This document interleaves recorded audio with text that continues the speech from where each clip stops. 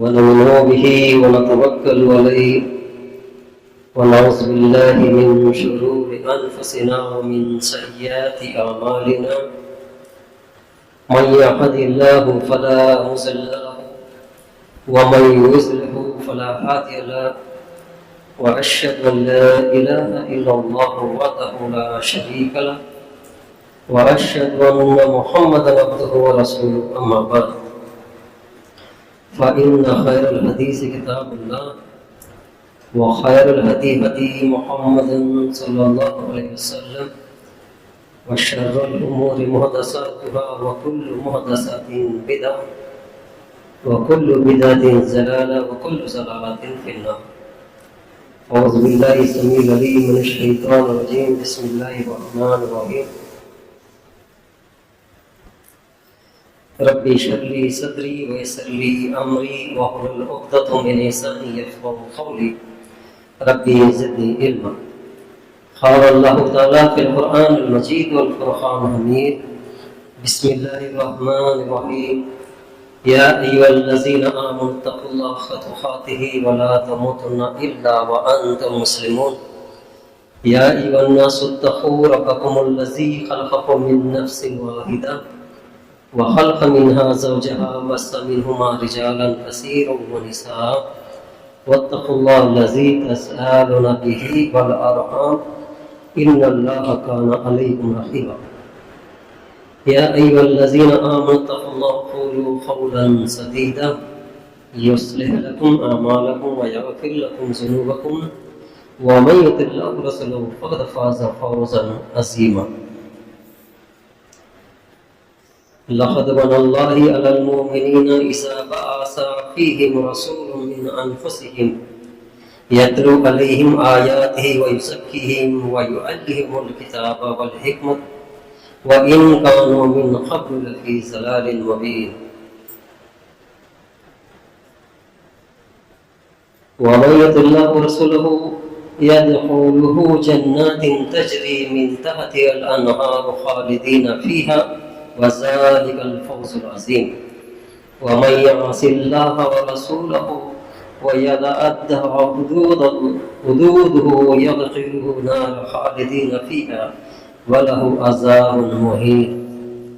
سب طرح کی تعریف اس رب العزت کے لیے ہے جس نے زمین اور آسمان کو پیدا کیا اور ہمیں بسایا ہے، انسان کی ساری ضرورتیں پورا کیا ہے، وہی پالنہار ہے، وہی مشکل کشا ہے، اس کے سوا کوئی عبادت کے لائق نہیں ہے. اسی نے انسان کو رہنما کے لیے اپنے نبیوں کو مابعوث فرمایا ہے. سارے نبیوں پر اللہ سبحانہ و تعالیٰ کی سلامتی نازل ہو، خصوصیت کے ساتھ آخری نبی حضرت محمد صلی اللہ علیہ وسلم پر. ہم خوش نصیب بندے ہیں کہ ہمیں امت محمدیہ بنایا اور اللہ کے رسول صلی اللہ علیہ وسلم پر اسلام مکمل کیا اور آخری کتاب قرآن مجید کو نازل فرمایا.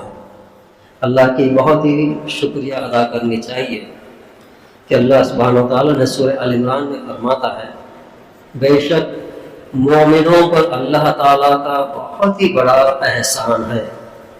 بے شک مومنوں پر اللہ تعالیٰ کا بڑا ہی احسان ہے کہ اس نے انہی میں سے ایک رسول بھیجا جو انہیں اس کی آیتیں پڑھ کر سناتا ہے اور ان کی تزکیہ کرتا ہے، نیز انہیں کتاب حکمت سکھاتا ہے. یقیناً سب اس سے پہلے کہ کھلی گمراہی میں تھے. یعنی اللہ سبحانہ و تعالیٰ کا بہت ہی بڑا احسان ہے کہ ہمیں آخری نبی صلی اللہ علیہ وسلم کو مابعوث فرمایا اور ان کا امتی بنایا ہے. آپ صلی اللہ علیہ وسلم پر اللہ تعالیٰ نے آخری کتاب قرآن مجید کو نازل فرمایا تاکہ لوگوں کو آپ صلی اللہ علیہ وسلم سن کر سنائیں اور ان کو تزکیہ کریں، سیدھے راستے پر چلائیں اور ان کو کتاب کی حکمتیں سکھاتے ہیں. یقیناً اس کے پہلے آپ صلی اللہ علیہ وسلم مبعوث ہونے سے پہلے پورے سے پورے لوگ گمراہی میں تھے. آئیے ہم سورہ عمران کے بعد دوسری آیت جو پڑھے ہیں اس کے بارے میں سورہ نساء کی آیت ہے اس کا ترجمہ یوں ہے جو شخص اللہ اور اس کے رسول کی اطاعت کرے گا، جو شخص اللہ اور اس کے رسول کی اطاعت کرے گا تو اسے ان باغات میں داخل کریں گے جن کے نیچے نہریں جاری ہوں گی، یعنی جنت میں داخل ہوگا۔ جن لوگوں نے اللہ اور اس کے رسول کی اطاعت کریں گے ان لوگوں کے لیے خوشخبری ہے، بشارت ہے، وہ جنت میں داخل ہوں گے، اس کے نیچے نہریں جاری ہوگی، وہ ان میں ہمیشہ سے ہمیشہ رہیں گے۔ اور یہی بڑی کامیابی ہے، ایک مومن کا کامیابی یہ ہے کہ اللہ کی اور نبی کریم صلی اللہ علیہ وسلم کی اطاعت کرے، فرما برداری کرے، وہی کامیاب ہو سکتا ہے۔ اور جو شخص اللہ اور اس کے رسول کی نافرمانی کرے گا اور اس کی مقرر کردہ حدود سے تجاویز کرے گا تو اسے وہ آگ میں داخل کرے گا جن میں وہ ہمیشہ رہے گا۔ یعنی جس نے ٹکرا دیا اللہ اور نبی کو تو اس کا ٹھکانہ جہنم ہے اور اس کے لیے رسوا کن عذاب ہوگا۔ جو اللہ اور نبی کا نافرمانی کرے گا وہ ہمیشہ کے ہمیشہ جہنم میں رہے گا، جو فرما برداری کرے گا وہ جنت میں رہے گا۔ ان آیات کریمہ میں غور کیجئے کہ اللہ تعالیٰ نے اطاعت و فرما برداری کرنے والے شخص کو جنت کی بشارت دی ہے۔ جس نے اللہ و نبی کی اطاعت و فرما برداری کرے گا اس شخص کے لیے جنت کی بشارت دی ہے، اور اس کے برعکس نافرمانی اور خلاف ورزی کرنے والے شخص کو جہنم کی وعید سنائی گئی ہے۔ لہذا ہر مسلمان کو اپنے گریبان میں جھانک کر خود ہی جائزہ لینا چاہیے کہ وہ کس راستے پر چل رہا ہے۔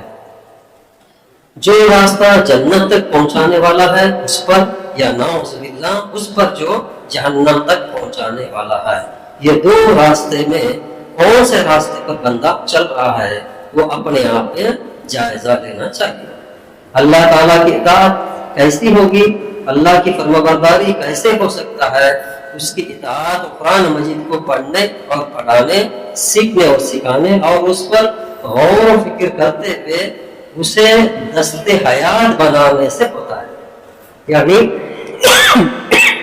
اللہ تعالیٰ کی فرمانبرداری جب ہوگا کہ اللہ کا کلام جو ہے، کلام اللہ جو ہے قرآن مجید ہے، اس کو پڑھے اور اس کو سیکھے اور دوسروں کو بھی سکھائے اور اس پر غور و فکر کرے، ان آیتوں پر غور و فکر کرے۔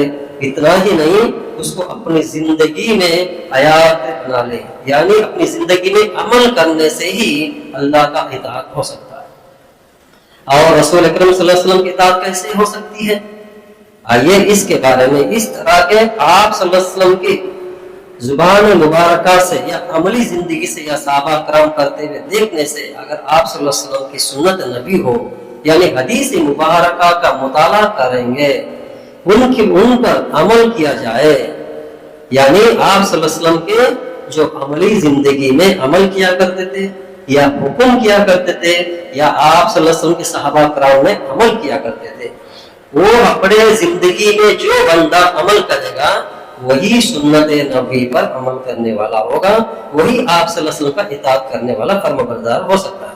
جیسا کہ عقائد بھی ہو یا عبادت یا معاملات ہو یا اخلاقی و کردار، ہر میدان میں آپ صلی اللہ علیہ وسلم کا اتباع ضروری ہے۔ یعنی ہر میدان کے اندر میں آپ صلی اللہ علیہ وسلم کی اطاعت کرنا ضروری ہے۔ آپ صلی اللہ علیہ وسلم کے سیرت طیبہ پڑھنی چاہیے اور اس کو اپنی زندگی میں عملی طور پر ڈھالنے کی کوشش کرنی چاہیے۔ یعنی آپ صلی اللہ علیہ وسلم سیرت طیبہ کے جو بھی باتیں ہیں اس کو پڑھنی چاہیے اور اس کو سمجھنا چاہیے اور اپنی زندگی میں اس کو عمل کرنی چاہیے، جبھی آپ صلی اللہ علیہ وسلم کے اتباع ہو سکتا ہے، وہی اہل سنت الجماعت کہلا سکتی ہے۔ جس نے اللہ کا کہا مانا اور آپ صلی اللہ علیہ وسلم کی سنت پر عمل کیا وہی اہل سنت الجماعت ہو سکتی ہے، ورنہ نہیں ہو سکتی۔ یہ بات تو سب لوگوں کو معلوم ہے کہ آپ صلی اللہ علیہ وسلم کی اطاعت بھی دراصل اللہ تعالیٰ کی ہی اطاعت ہے۔ وَمَن يُطِعِ اللَّهَ وَرَسُولَهُ فَقَدْ أَطَاعَ اللَّهَ، یعنی جس نے آپ صلی اللہ علیہ وسلم کی اطاعت کی یقیناً اس نے اللہ کی اطاعت کی، کیونکہ اسی نے آپ صلی اللہ علیہ وسلم کو ہماری طرف رسول بنا کر بھیجا ہے۔ اللہ تعالیٰ ہی خود آپ صلی اللہ علیہ وسلم کو رسول بنا کر بھیجا اور اسی نے آپ صلی اللہ علیہ وسلم کو ہمارے لیے اسوہ حسنہ بنایا، یعنی ایک ماڈل بنایا۔ ہمیں آپ صلی اللہ علیہ وسلم کے نقش قدم پر چلنے کا کام ہی ہماری زندگی کی کامیابی ہے.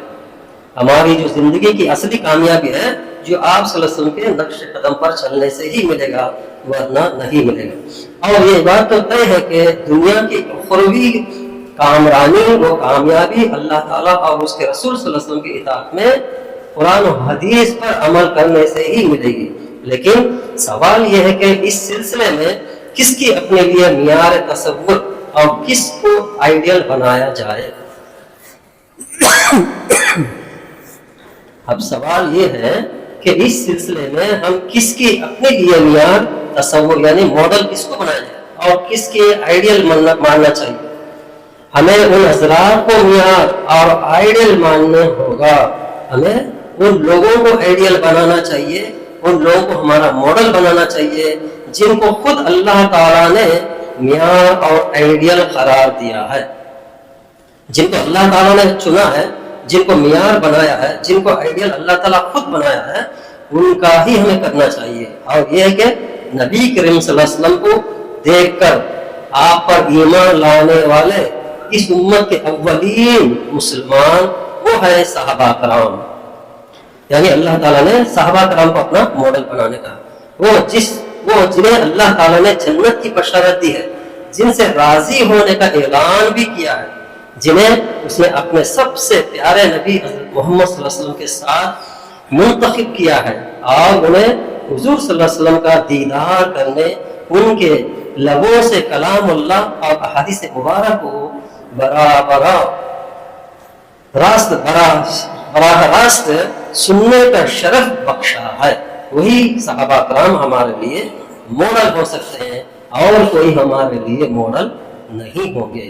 یعنی ہماری زندگی میں کوئی بھی کام اگر کرتے ہیں تو ماڈل اور آپ صلی اللہ علیہ وسلم کے صحابہ کرام کا جو عمل تھا اس کو سامنے رکھ کر عمل کرنی چاہیے. اس کو یاد رکھیے، وہ صحابہ کرام رضوان اجمعین جن کے ایمان صادق کو اللہ تعالیٰ نے باقی لوگوں کے لیے معیار قرار دیا ہے، یعنی معیار قرار دیا ہے.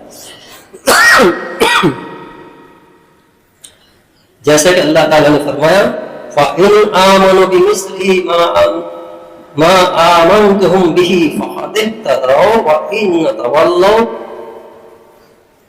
فَإِنَّمَا هُمْ فِي شِقَاقٍ. سورۃ بقرہ کی آیت ہے.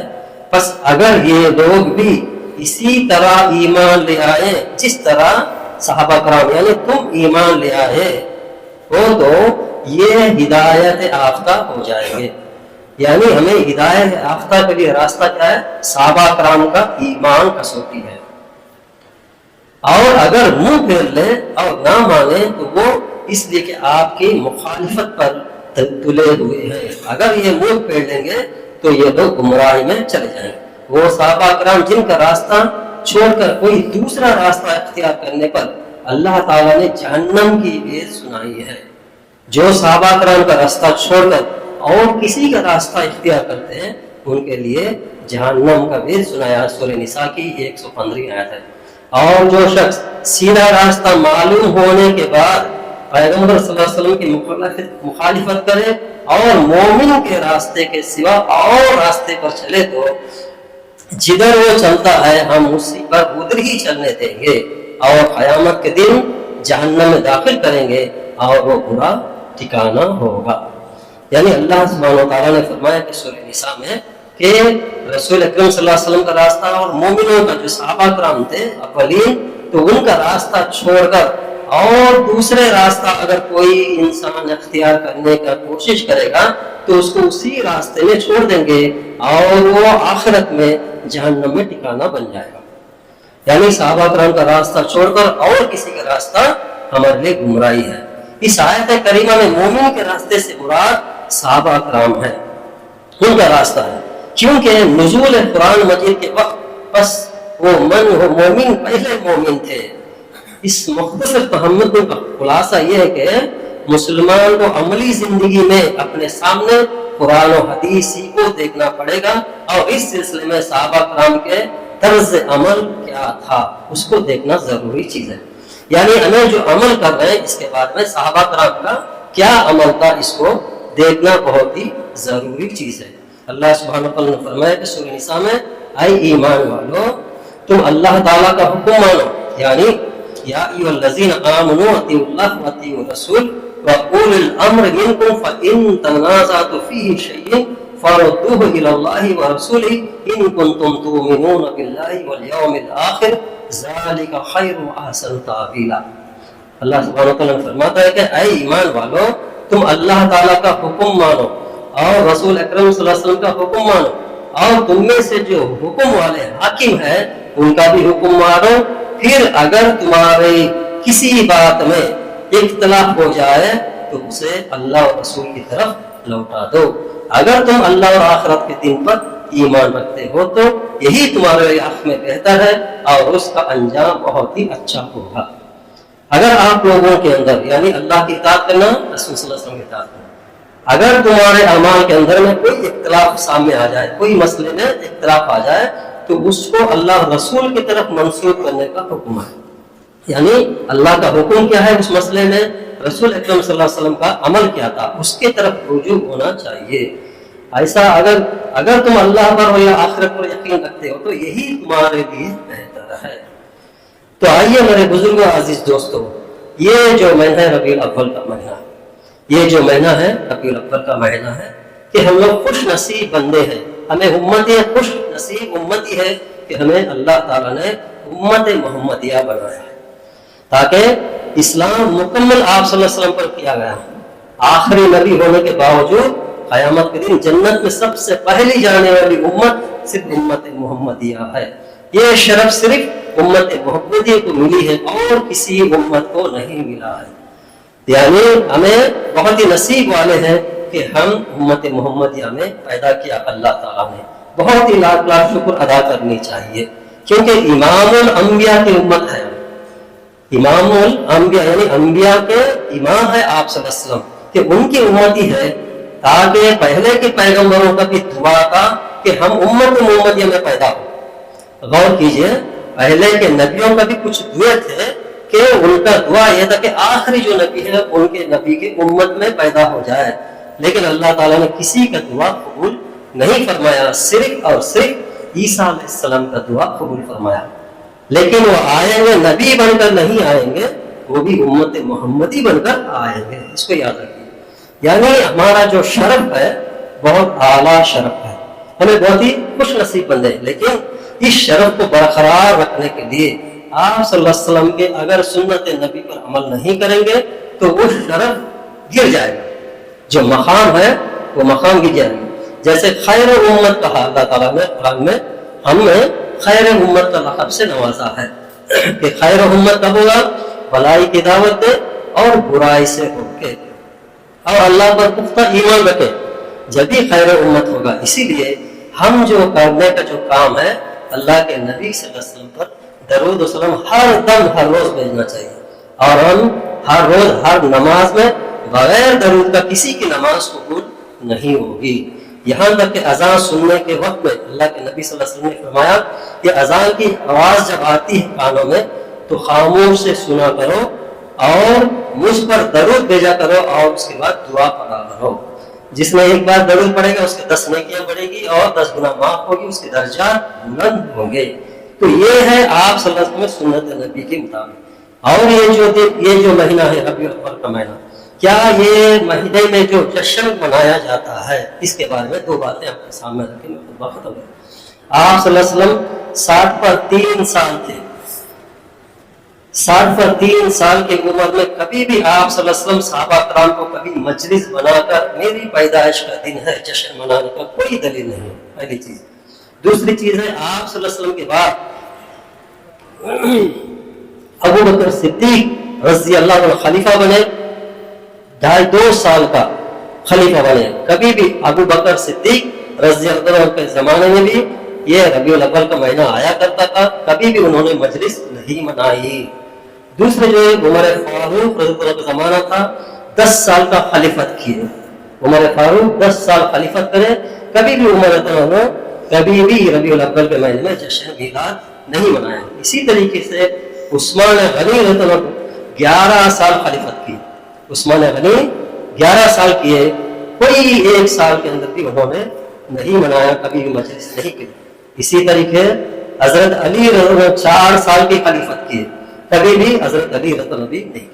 یہ ہے خلفائے راشدین کا تقریباً 30 سالانہ زندگی، کبھی بھی اس کا کوئی وجود نہیں تھا۔ تو اسی لیے ہمیں بھی خوش ہونی چاہیے کہ ہمیں امت محمدیہ میں پیدا ہوئی، ہمیں کامیابی اس میں ہے کہ اللہ کی اطاعت کرے اور رسول اکرم صلی اللہ علیہ وسلم کی سنت پر عمل کرے، یہی ہمارا کامیابی ہے، اور اسے ہٹ کر کوئی کامیابی نہیں ہے۔ آئیے ایک بات رکھ کے میں ختم کر دیتا ہوں۔ مسجد تو سجا دی شب بھر میں، مسجدیں اور قبرستان سجا دی ہم نے شب بھر میں، میلاد منانے والوں نے من ان کا پر آنا، من ان کا پرانا پاپی ہے، برسوں سے عمل سنت میں نہ سکے۔ ہمیں عمل سنت نہیں کرتے ہیں اور مناتے تو ہے، یہ کہاں کا انصاف ہے؟ یہ کہنے کہ اللہ تعالیٰ نے ہم سب کو اللہ کے نبی صلی اللہ علیہ وسلم کی سنت پر عمل کرنے کی توفیق عطا فرمائے اور صحابہ کرام کے نقش قدم پر چلنے کی توفیق عطا فرمائے، آمین۔ اللہ کے نبی صلی اللہ علیہ وسلم نے فرمایا کہ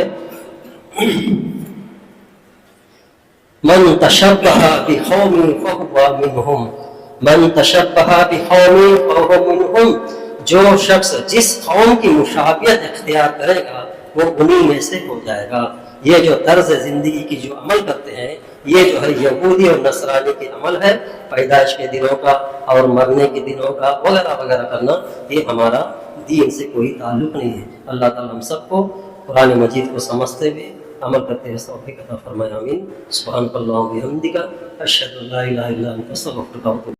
اعوذ باللہ السمیع العلیم من الشیطان الرجیم، بسم اللہ الرحمن الرحیم۔ وقف کے بارے میں چند دنوں سے بہت ہی ہلچل ہو رہا، اس کے بارے میں 2 باتیں رکھ کے میں خطبہ ختم کرتا ہوں۔ وقف کی شرعی حیثیت اور قانونی حیثیت کیا ہے، وقف کے بارے میں شریعت کیا کہتا ہے اور قانون کیا ہے، اس کے بارے میں چند باتیں۔ اسلامی شریعت سماج میں وقف کی بہت بڑی اہمیت ہے۔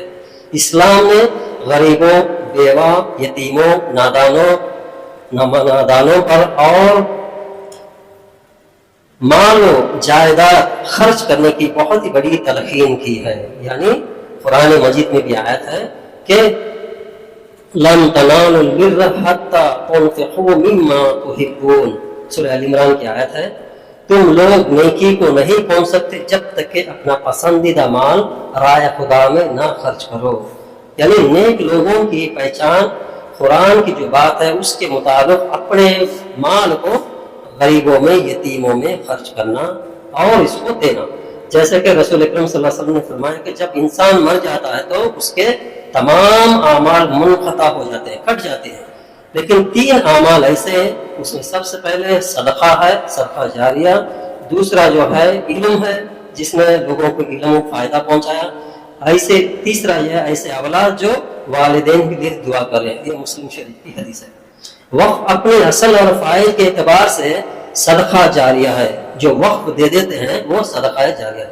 اس کا مطلب یہ ہے کہ جائیداد کو اس طرح صدقہ کیا جائے کہ اس کی اصل باقی رہے، وہ جائیداد کا اصل باقی رہے، اس کا جو منافع ہے، اس کا جو فائدہ ہے لوگوں میں پہنچا جائے، اس کو وقف کہا جاتا ہے۔ صدقہ ایسا نہیں ہے، صدقہ جو ہے وقتی طور پر اس کو استعمال ہو جاتا ہے، لیکن وقف جو ہے اصلی مال جو ہے اس کو جائیداد کو رکھا جائے، اس کے اوپر جو فائدہ آئے گا اس کو لوگوں میں خرچ کیا جائے۔ وہ وقف والا چیز کو کوئی نہیں بیچ سکتا اور کوئی نہیں ہڑپ سکتا، وہ ایسے ہی رہے گا مال، اس کو وقف کہتے ہیں۔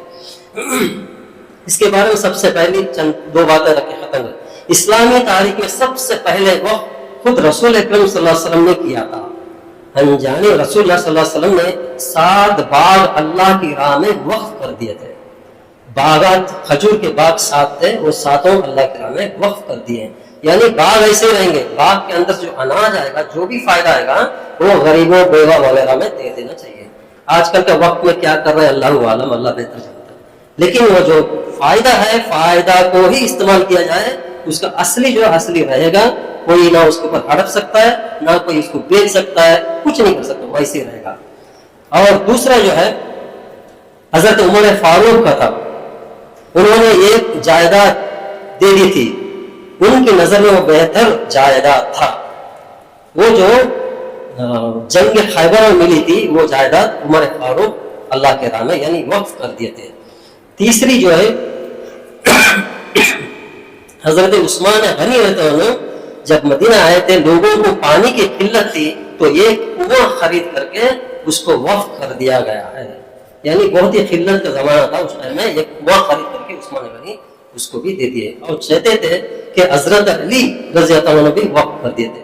اور 5 جو ہے حضرت ابو بکر صدیق کا جو انہوں نے اپنے گھر کو ہی لوگوں کو وقف کر دیا، وہ گھر میں جو بھی رہتے ہیں اور جو بھی اس سے فائدہ اٹھاتے ہیں ان کے لیے وقف ہے۔ یہ تھے چند وقف کے بارے میں۔ آج کل جو مسلمانوں کا جو اتحاد ہے یہ ہے کہ 1825 میں اس ٹائم میں ایک ایکٹ بنایا ہوا تھا، دفعہ نمبر 20 تھا، اس کے تحت یہاں کے جو انڈین مسلمز جو تھے ان کے لیے ایک وقف کا کمیٹی بنا ہوا تھا۔ اسی طرح سے 1954 میں بنا، اور اس کے بعد 1959 میں، اور اس کے بعد 1969 اور 1964 سے بھی ہوا، 1995 میں بھی تھا۔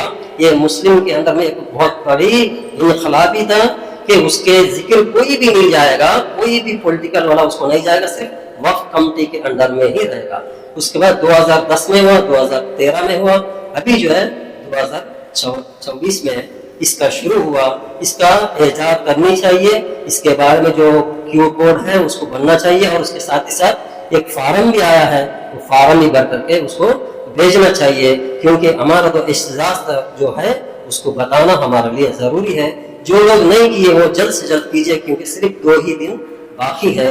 جہاں اپنے علاقے میں جو ہے ان کے فون لے اس کے اندر کرنا یہ بہتر ہے، کیونکہ اس بل کو ریجیکٹ کرنے کا ہمارا ایک ذریعہ ہے کہ اس کو کریں۔ اگر ایسا نہیں کریں گے تو گورنمنٹ کے حق میں چلے جائے گا، اور جو بھی ضلع کا جو کلکٹر رہتا ہے وہ زمین کسی کو بھی دے سکتا ہے، یہ رول آنے والا ہے۔ اگر ہم لوگ اس کے اپوزٹ نہیں کریں گے تو ہمارے جو قبرستان کے جو مسجدوں کے جو بھی ہے جگہ وغیرہ جو بھی ہے اس کے اوپر میں کلکٹر کا پاور آ جائے گا، کلکٹر خود کسی کو بھی لکھ کر کے دے سکتا ہے، ایسا ہو جائے گا۔ کیونکہ ہم بھی جانتے ہیں کہ یہاں پر مقاصہ کے بہت سے زمینیں ہیں، اور گنجی مانیم وغیرہ وغیرہ وہ زمینیں ہم لوگ کو معلوم ہے کہ کون کون انہوں نے ہڑپ دیا ہے۔ بہتر یہ ہے کہ ہم لوگ ایجاد کرنی چاہیے، بتانا چاہیے، فارم بھرنا چاہیے اور بھیجنا چاہیے، یہ بہتر ہوگا، کیونکہ اپنے جائیداد بچانے کی کوشش کریں۔ ہاں، جو استعمال جیسا کرتے ہیں وہ اللہ دیکھ لے گا۔ جو آپ تک اتنے سالوں تک ابھی تک کسی کو نہیں معلوم یہ زمینوں کے بارے میں، بہت سے لوگ اب معلوم ہوا کہ یہ کہاں ہے، کسی کو نہیں معلوم۔ اس کے اوپر کتنا پیسہ آ رہا ہے، کون پیسہ خرچ کر رہا ہے، کسی کو نہیں معلوم۔ خرچ کرنے کا جو طریقہ ہے وہ تو ہے، کیا ہے، یتیم بیوہ غریب ہے ان کے اوپر خرچ کرنا چاہیے۔ اگر نہیں کرتے تو وہ جواب دیں گے، لیکن زمین کو تو بچانے کا ذمہ داری تو اپنا ہے، اس کے لیے کرنا ضروری چیز ہے۔ اللہ تعالیٰ ہم سب کو ہدایت دے اور اس کو وہاں تک پہنچایا جائے کہ وہ ریجیکٹ کیا جائے۔ اللہ تعالیٰ ہم سب کو اس کے اوپر عمل کرنے کی توفیق عطا فرمائے۔ ان اللہ وملائکتہ یصلون علی النبی یا ایھا الذین آمنوا صلوا علیہ وسلموا تسلیما اللهم صل علی محمد وعلی آل محمد کما صلیت علی ابراہیم وعلی آل ابراہیم انک حمید مجید اللهم بارک علی محمد وعلی آل محمد کما بارکت علی ابراہیم وعلی آل ابراہیم انک حمید مجید۔ آمین۔